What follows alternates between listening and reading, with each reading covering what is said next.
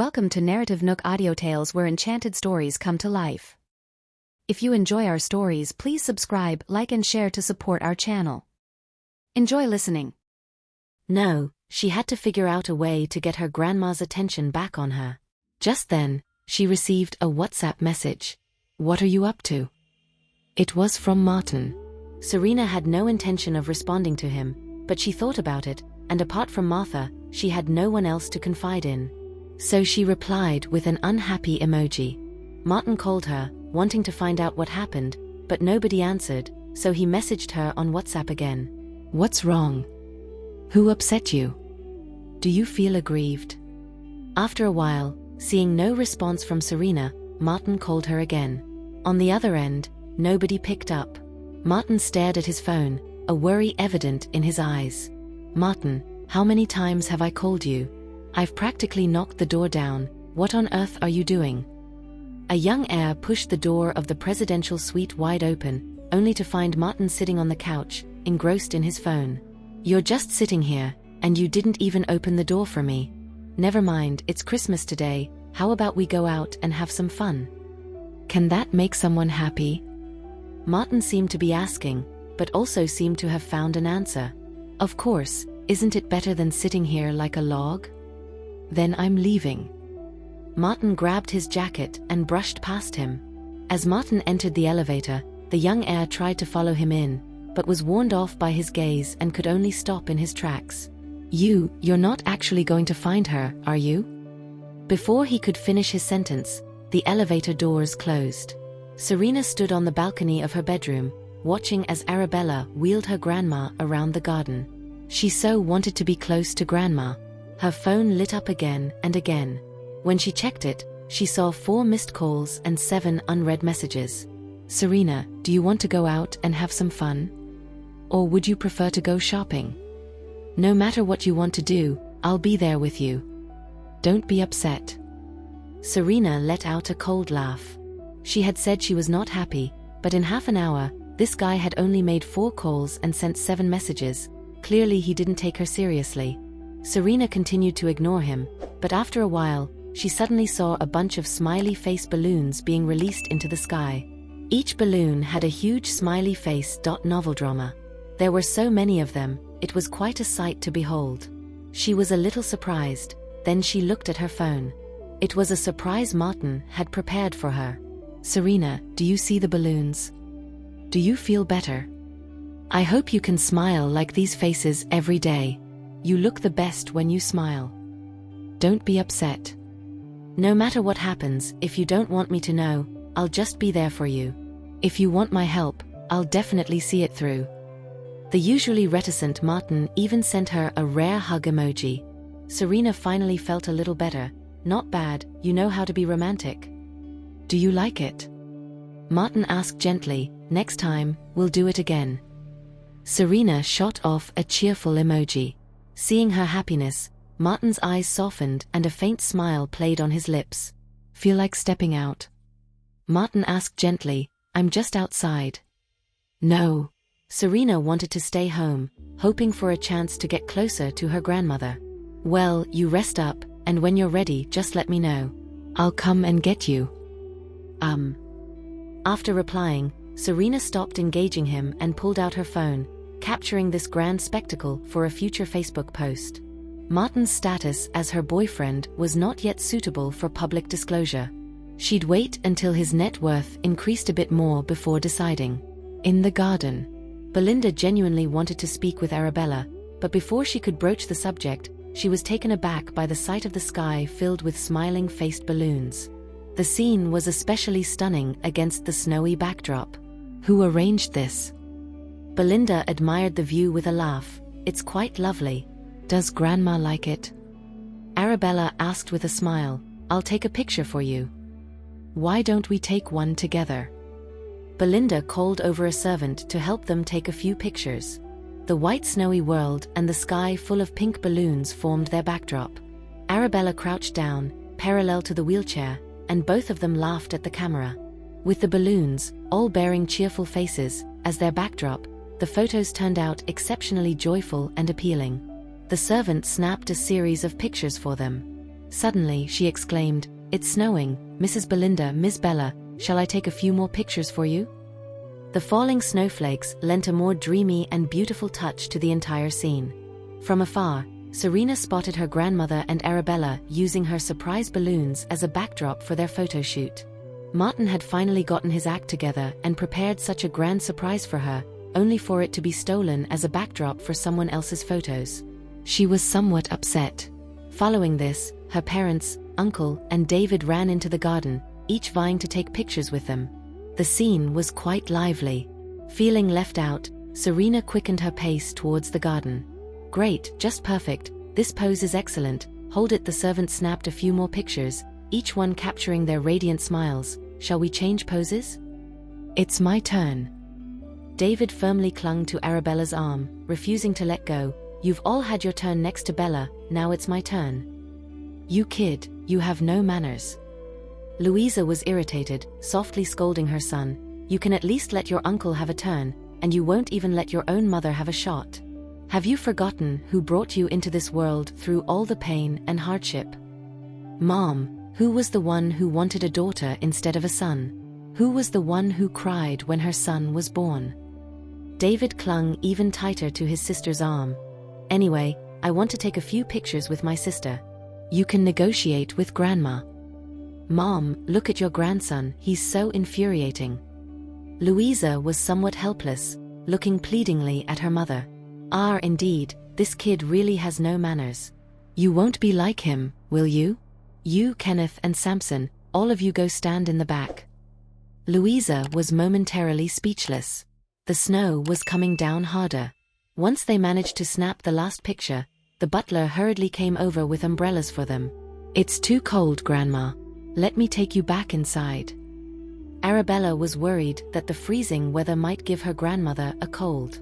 All right. Belinda was overjoyed today. A servant hurried over, bringing a scarf and woolen hat, which Arabella quickly put on her grandmother. Belinda watched her considerate granddaughter, feeling a warmth spreading in her heart. When Serena arrived, Arabella was pushing her grandmother back home, their happy chatter filling the air, as if they had just finished a family photo shoot. Serena's steps awkwardly halted as she watched them in the snowy landscape. She suddenly felt like the ultimate outsider. "Serena, what are you doing out here?" "It's freezing, come inside," Kenneth called out to her, not understanding why she was standing at the door. "I came to pick up Grandma." Serena tried to hide her emotions, forcing a smile. "Arabella, let me push her. You've been looking after her for so long." The implication was clear. It was her turn now. "I'm tired, I need to rest," Belinda said, a hint of fatigue in her voice, signaling that she didn't want to engage in idle chatter anymore. However, a thought crossed her mind. There was still something she wanted to discuss with Arabella. "Bella, take me to my room, I have something to talk to you about." Serena was taken aback, feeling as awkward as a cat on a hot tin roof. She couldn't understand why her grandmother seemed so close to Arabella since she woke up, even though they were not blood-related. And even if her grandmother liked Arabella, why was she being ignored? Left feeling awkward? "Serena, you should go get some rest too," Samson, sensing her discomfort, tried to smooth things over. Serena felt humiliated. She refused to believe that her grandmother had so much to talk about with Arabella. Was this just a way to get rid of her, the granddaughter without any blood ties? All the excuses about being tired and needing rest were just that, excuses. Her grandmother merely wanted to talk to Arabella alone, that was it. Serena, feeling a sour grape, glanced at Arabella. She wondered what tricks Arabella had up her sleeve to have everyone wrapped around her little finger. Arabella, sensing her displeasure and jealousy, moved forward, pushing her grandmother to her room. Meanwhile, Louisa was looking at the photos they had taken earlier. Kenneth suggested she take a nap, and the two of them went upstairs. Serena, Samson, noticing her mood, tried to comfort her. "It's okay, Uncle Samson. I'm going to take a nap," she responded, managing to put on a brave face. "Don't take it to heart." No, don't worry, Uncle Samson." In the bedroom, Arabella and the servant helped her grandmother lay down, and then tucked her in. "Bella, there's something Grandma needs to talk to you about." Belinda held her granddaughter's hand, taking a moment to gather her thoughts before speaking. I don't know if your mother told you about your grandfather's illness. You're so skilled in medicine, you even managed to handle my difficult situation. I was hoping you could take a look at him, so we don't have to live apart. Arabella understood, it was about this matter. She knew that her grandfather wasn't well, but she didn't know the specifics. The thing is, I have a daughter and 2 sons. The elder son is Bard, and the younger is Samson. Bard took your grandfather to another country for treatment, while Samson stayed with me in Lidaria. Although it was Christmas Day and it might not be the best time to ask, there was probably no more skilled doctor in the world than her own granddaughter. After a lengthy explanation, Arabella finally nodded in understanding. Got it, I'll take a look at it in a couple of days. She planned to return to her home country after Christmas, to work on Carol's antidote with Grandpa Beck. The poison in Carol's body was acting up more frequently now. Each occurrence was a bone-chilling torment. She didn't have much time left to wait. As for Grandpa's situation, there was still some leeway. Once Serena returned to her room, she couldn't shake off the thought that her grandmother had started to favor Arabella since the robot explosion incident. If such a dangerous event could happen again, if given the chance, she would definitely impress her grandma. An hour later, the maid pulled back the curtains in Belinda's bedroom. Serena had already prepared a bowl of oatmeal porridge in the kitchen. She brought it to her grandmother, grinning from ear to ear. "Grandma, let me feed you some breakfast." "Serena, haven't you taken your midday nap?" Belinda was a bit surprised to see her. "I'm not sleepy." Serena replied with a sweet smile. "I just learned how to make this online, not sure if it'll taste good." "You went and cooked yourself?" Belinda chuckled. "You could have asked the maid." "I wanted to do it myself." Serena insisted, grinning playfully. "Finally, I can serve my grandma. I can't pass up such a rare opportunity." Belinda laughed at her antics. "Grandma, you don't know how happy I was when I saw you wake up." "Seeing you makes me happy too, dear. Why don't you give it a taste?" Serena spooned a bit of the porridge to Belinda's mouth. Being pampered by her granddaughter, who had grown up and matured, Belinda was moved. She nodded approvingly. "Delicious, so flavorful. Getting praised by you really makes all the effort worth it. Did you spend the whole afternoon in the kitchen?" Belinda felt a pang of guilt. "You should rest more when you have time off." "I misspoke, it wasn't the whole afternoon, just a short while. Because I was so excited about the end result, the process felt especially meaningful and brief." Serena fed her another spoonful, smiling. "If Grandma likes it, I'll make more. Not just oatmeal porridge, anything you want to eat, I can learn how to make." Belinda laughed heartily. "You've become quite the sweet talker." "That's because I haven't seen or talked to you in so long, so I might be a little cheesy." After feeding her a bowl of porridge, Serena snuggled up to her grandmother. "Grandma, promise me you won't get sick anymore. I wish you could be healthy, just like when you used to take me out for walks." Belinda gently patted her back. "All right, I promise I won't get sick anymore." Serena beamed and extended her little pinky. "Pinky promise?" Belinda laughed again. "You really never grow up, do you?" After the pinky promise, Serena hugged her grandma again, looking content. "Grandma, can I take you out for a walk?" The maid couldn't help but suggest, "Madam just woke up, maybe it's better to wait until later." Outside, a blanket of snow covered the land, making it difficult for anyone, especially the elderly and the sick, to venture out without catching a cold. Serena couldn't help but feel slightly annoyed. She thought, why can't she just mind her own business? But she still cajoled her grandmother. "The view outside is so beautiful, Grandma. If we wait any longer, the sun will set and we won't be able to see this stunning winter wonderland." Belinda and Serena's mother had a habit of indulging her requests, a habit she had been nurturing for 18 years. This time was no different. All right, let's go outside." Serena was overjoyed. As she tried to help her grandmother onto the wheelchair, she found that her grandmother was heavier than she expected. Despite her best efforts, she couldn't lift her. "You're not even half as strong as Bella." Belinda chuckled. Despite her petite frame, Bella's quite strong. Serena quickly turned to the maid. Why aren't you helping me? You're sweating, Serena. Belinda noticed beads of sweat forming on Serena's forehead and chuckled again. Don't rush, it's okay. Finally, with the maid's help, Serena managed to move her grandmother onto the wheelchair. Madam Serena, I'll join you too, the maid volunteered. No need. I can take care of Grandma, Serena insisted. Before the maid could respond, Serena continued, Why can't I take Grandma out alone? Are you afraid that I won't take care of her as well as my sister, or that you can't trust me? Serena, that's not what I meant at all.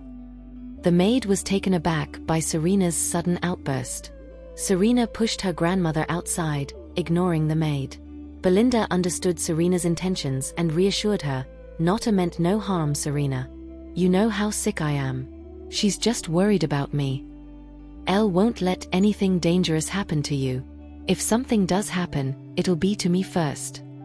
Don't say such things, it's bad luck. Belinda chuckled, changing the topic. Look, Grandma. That blossom tree is blooming. It's so beautiful.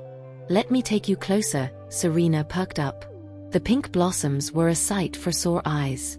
Let me pick some for you to admire indoors, Serena suggested, reaching for a low-hanging branch. But even with her tiptoes, she couldn't reach. Watching Serena, Belinda was reminded of Serena's childhood. I remember when you were little and you tried to pick fruits from the tree. You'd bounce around just like this. Before she could finish her sentence, Serena landed heavily, bumping into the wheelchair. The icy ground was slippery, causing the wheelchair to slide forward. And just ahead was a downward slope. Grandma. Serena rushed forward in panic. Belinda, too, was frightened. She tried to hold onto the wheel to stop it from spinning, but the wheel moved too quickly. It scraped against her hand, causing a painful burn. Although Serena managed to grip the handle of the wheelchair, the ground was too slippery and the wheelchair too heavy. Unable to resist, Serena was dragged along with the wheelchair down the slope. Ouch! Due to inertia, Belinda's body slammed against a decorative rock nearby. A cut opened on her forehead. Serena was not spared either. She rolled down the slope, further away from Belinda, until she hit a tree. Her entire body ached from the collision. The housemaid in the distance saw it happening and, scared half to death, ran to help while shouting for others. Arabella was in the middle of a video conference on her phone when she heard a frantic knocking at her door. May was pounding on the door. Miss Bella, old Mrs. Griffith fell, she's bleeding. Miss Bella. Arabella immediately ended her meeting, opened the door, and as she walked with May, she asked, What happened? Serena was pushing her around the garden, but it's icy out there, too slippery, and the wheelchair skidded. Arabella instantly quickened her pace. The household staff helped Belinda change out of her wet clothes, while Belinda whimpered in pain. The caregiver rushed to get the first aid kit, wanting to disinfect and treat old Mrs. Griffith's wounds. As soon as Arabella walked in, she heard Serena sobbing. I'm sorry, it's my fault. I didn't take good care of Grandma. I caused her to get hurt. I'm terrible. Louisa saw Serena's clothes soaked with snow, and before she could say anything, Arabella arrived. Bella, quickly check on your grandma. May should have told you the details.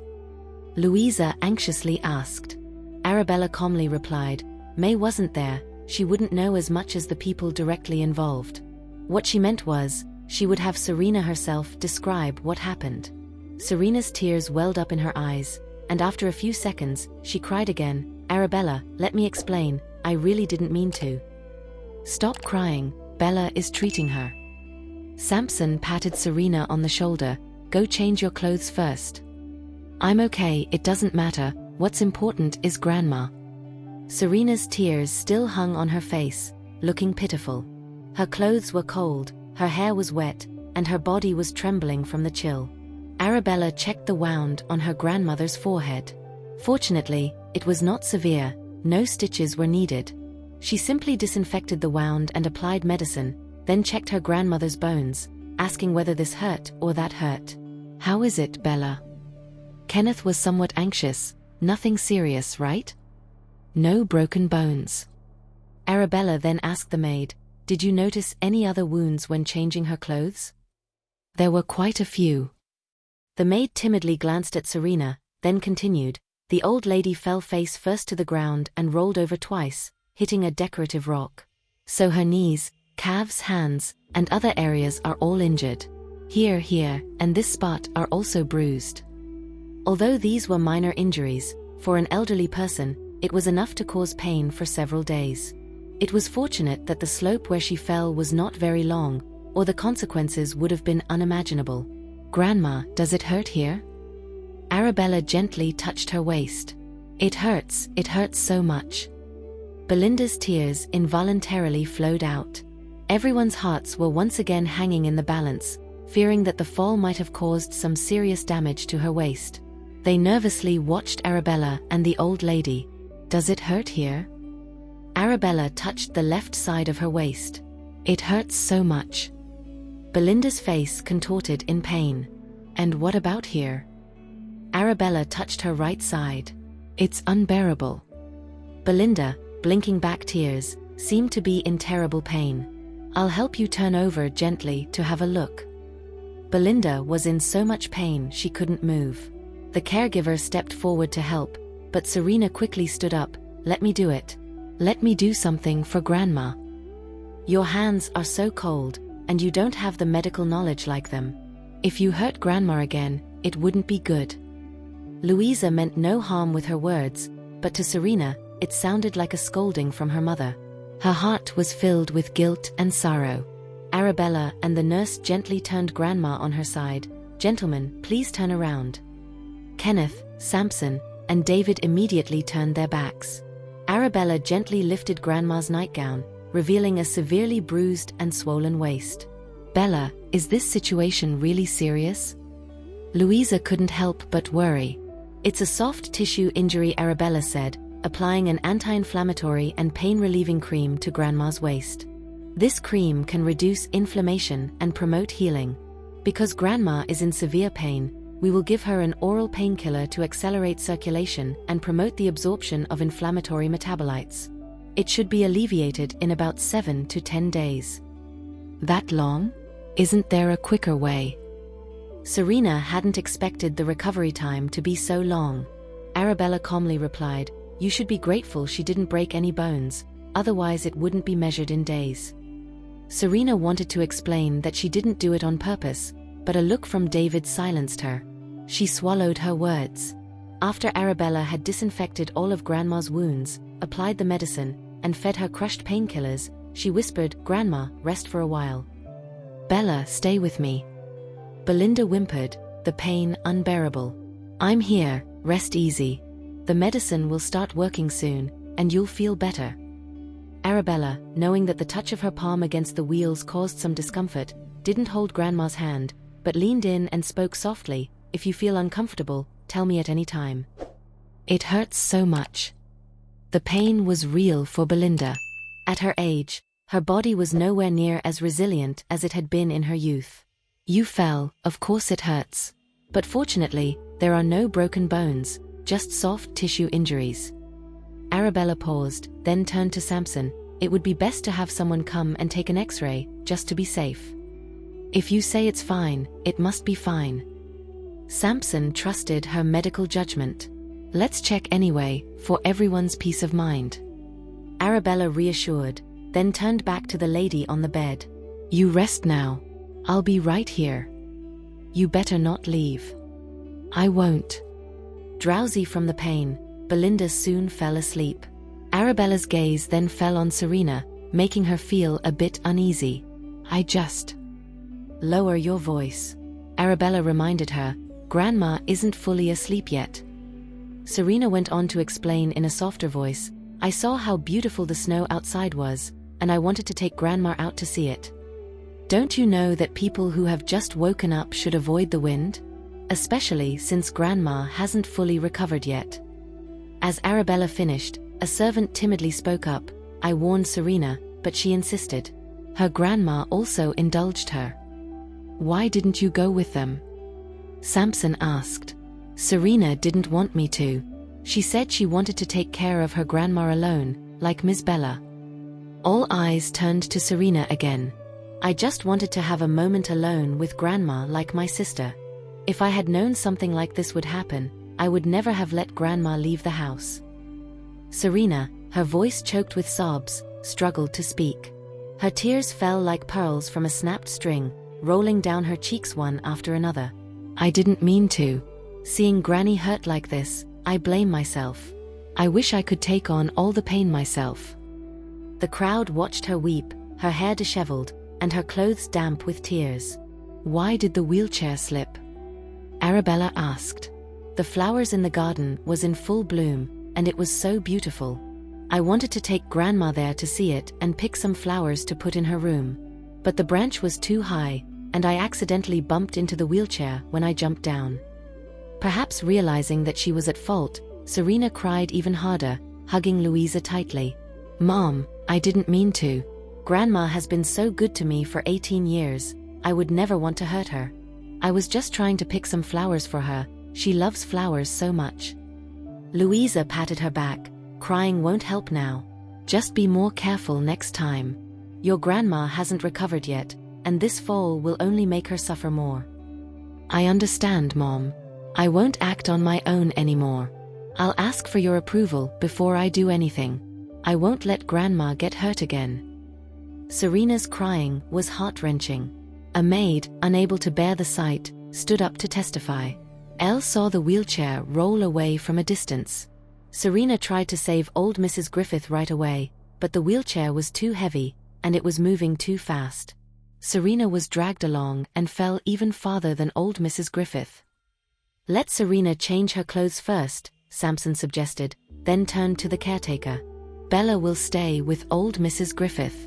You go check if Serena is hurt and give her some medication. Yes, sir, the maid replied, approaching Serena. Serena was still weeping. Uncle Sampson, I'm so sorry. I didn't mean to. At that moment, Arabella noticed old Mrs. Griffith on the bed open her eyes slightly, and heard a weak voice. Bella. Grandma, I'm here. Arabella leaned in closer immediately.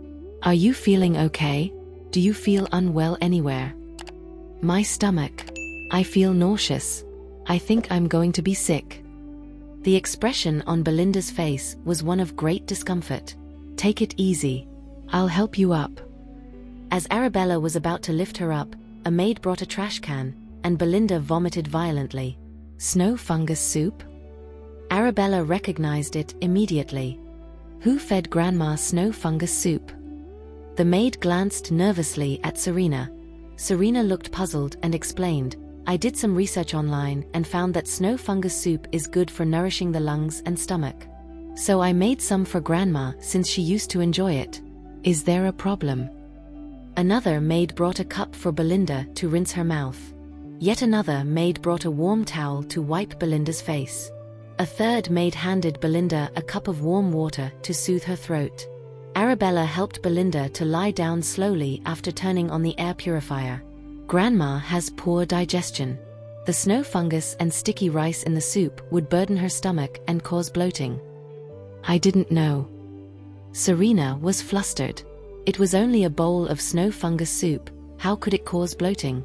Serena, in the future, if you want to feed Grandma anything, ask the caretaker or Bella first. Louisa didn't expect this to happen, causing her mother to suffer unnecessarily. She meant well. She just didn't know. Kenneth tried to pacify the situation. Let's take Serena to change her clothes first. They've been sitting here for quite a while now. Serena might catch a chill. People might think they were punishing the child this way. Dad, Mom, Uncle Sampson, David, Arabella. I really didn't know that the soup would give Grandma bloating. Serena's tears fell once again. All I remembered was that Granny loved it, so I made it for her to please her. I just wanted to get closer to Grandma. Go ahead, Sampson didn't scold her. If it had been a servant who was so careless, he would have fired them long ago. Bella. Belinda on the bed spoke weakly, my stomach hurts. I'll give you a little massage. Arabella had a knack for massaging the stomach area. Before leaving the bedroom, Serena saw Arabella carefully sitting by the bedside, looking after Grandma.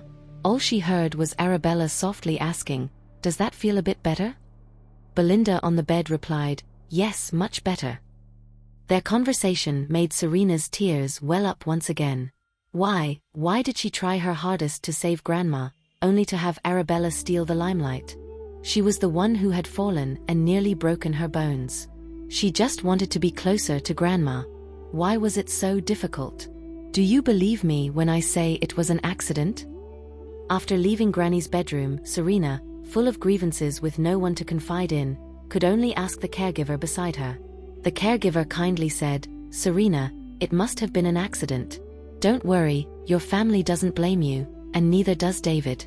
Bella only asked about what happened to better care for Granny. You shouldn't feel too bad." Serena was even more upset after hearing this, and began to cry harder. After a while, the caregiver returned to attend to Belinda. Samson asked quietly, "Are Serena's injuries serious?"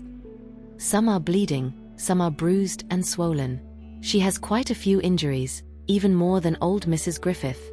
She cried while we were treating her wounds, out of guilt." Everyone around felt uneasy. After Belinda's fall, Arabella stayed for an extra day until Clark called to say that Carol couldn't hold on anymore, and was even coughing up blood. Only then did Arabella bid farewell to Belinda. "Why don't you stay a few more days?" Belinda was so fond of her. Bella had been so meticulous in her care these past few days that Belinda felt she would miss her. "Bella has classes to attend and work to take care of," Samson gently said. "Once you feel better, I'll bring you to visit her." Arabella also softly said, "I'll come and visit whenever I can." "Promise me you will." Belinda held the girl's hand and couldn't let go. "As soon as I can get out of bed, I'll come and visit you." "Okay, it's a deal. Take this with you. Open it when you get home." Belinda handed a finely crafted small wooden box to Arabella. "This is my gift for you. You must accept it." "No need, Grandma. Take it." With Serena right beside them, Belinda didn't say much and forcefully stuffed the little wooden box into Arabella's hands. "Check it out when you get home." "Thanks, Grandma." Arabella then turned to Louisa and the rest. "Shall we get going?" "Mom, take care of yourself. We'll visit whenever we can." Louisa's voice wavered with emotion as she bid her mother goodbye. Kenneth reminded her of a few things, his eyes welling up with tears. David couldn't help but tease, "Come on, it's not like we're saying goodbye forever. If you miss us, fly over to visit, or we'll fly over to see you. It's just a 12-hour journey." "You little rascal." Louisa chuckled at his antics. "Grandma, I'm leaving now. Don't forget to watch my concert online." David laughed. All right, I'll watch it on the surveillance camera." Belinda, unable to get out of bed, could only watch them leave via surveillance cameras. The private jet sat on the grass just outside the villa. Samson personally escorted them to the aircraft stairs, reminding Arabella before she boarded, "Don't hesitate to visit, and I'll find time to visit you too. Call or text us when you're free." "Sure, Uncle Samson. Goodbye." "Goodbye." Arabella paused at the top of the aircraft stairs, waved towards the camera, and gave her grandmother a parting smile. Belinda, who was watching the surveillance feed, felt her eyes moisten at this heartwarming gesture. Arabella held the wooden box as she entered the private jet's lounge and sat down on a single-seater sofa. Serena couldn't help but steal glances in her direction. She was curious about what Grandma had given Arabella and why she couldn't open it in front of everyone. Was it something of great value, afraid that she, an outsider, would see? Arabella sensed her gaze and simply put the wooden box into her backpack, closing her eyes to rest. 12 hours later, the jet landed on the landing strip at Reflections Villa. As soon as Arabella disembarked and her phone was turned on, she was greeted with over a dozen missed calls and more than 20 unread messages, all saying the same thing. Logan and Taylor had been in an accident and were currently in critical condition. Crystal, in an attempt to save them, had been tarnished and was severely injured, hanging on by a thread. "Bella, hurry over." Clark's voice message to Arabella was choked with emotion. "Hope Hospital, 3rd floor. Hurry. Dad, Mom, I'll be back shortly." Arabella immediately ran towards the garage. "Where are you going?" Before Louisa could react, her daughter was already far away. In the blink of an eye, a red sports car sped out of the garage, its speed astonishing. What's going on? Kenneth looked puzzled, watching Arabella's disappearing car. What's the rush? It's late and she's driving so fast. It's not safe. Honey, I have a bad feeling. Louisa instinctively grasped Kenneth's hand, asking worriedly, do you remember when Granny Grace had a heart attack? Bella drove just as fast. Could something have happened to someone we know? Is that why Bella is in such a hurry? Don't scare yourself, Kenneth reassured her, though he also felt somewhat worried. We'll ask her when she gets back. Serena stood by, slightly displeased.